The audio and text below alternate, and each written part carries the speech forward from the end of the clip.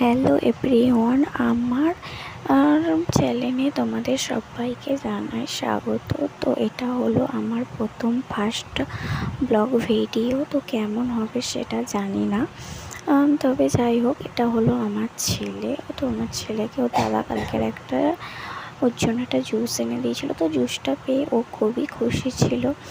দেখে বুঝতেই পারছো যে ওটা কত আনন্দের সাথে খাচ্ছিল।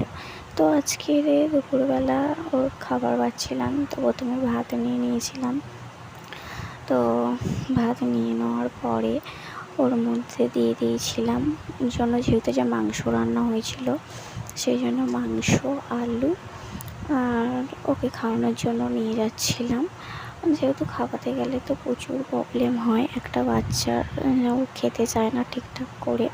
খাওয়ার সময় অনেক হ্যাপা থাকে, খাওয়াতে গেলে অনেক ঝামেলা, আর সব কিছু মিলিয়ে ওকে খাওয়াচ্ছিলাম আজকের।